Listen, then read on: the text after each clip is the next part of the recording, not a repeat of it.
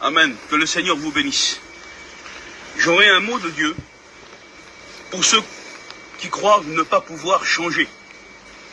Ceux qui croient ne pas pouvoir changer de nature. J'aimerais vous dire que le miracle de la nouvelle naissance existe toujours parce que Dieu n'a pas changé. Il est écrit dans Tite, chapitre 3, verset 5, « Vous avez été sauvés par le baptême de la régénération que donne le renouvellement du Saint-Esprit. » Le Seigneur est capable de changer notre nature et de nous rendre assez aptes pour observer ses commandements. Parce que la Bible dit, « Mon commandement ne sera pas hors de ta portée, parce que mon esprit habitera en toi. » Et ça, c'est la nouvelle naissance. Il met en nous un cœur de chair.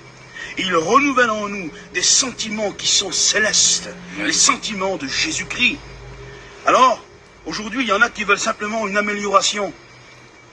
Ils veulent changer de peau, faire la mue, comme un serpent, mais ils gardent leur nature de serpent, l'ancienne nature.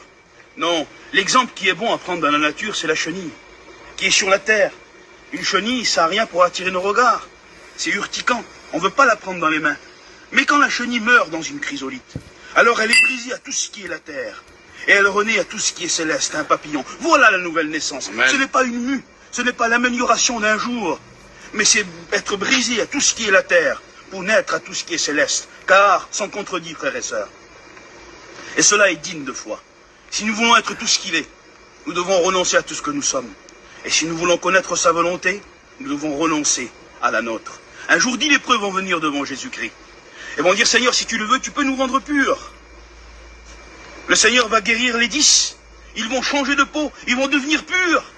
Mais il y a un seul qui revient au pied du Seigneur pour être sauvé. Les autres sont contentés de changer de peau, une amélioration, la bénédiction d'un jour. Trop sont comme cela.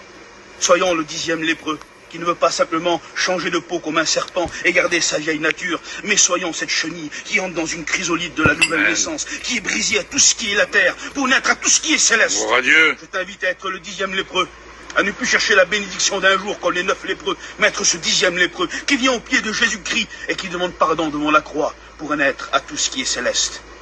Car le seul baptême qui est salutaire, c'est la nouvelle naissance que produit l'Esprit Saint. Que le Saint-Esprit te convainque de péché, de justice et de jugement. Il revient, celui qui doit revenir, avec sa rétribution. Et ce qui était caché dans les ténèbres paraîtra à la lumière du jour.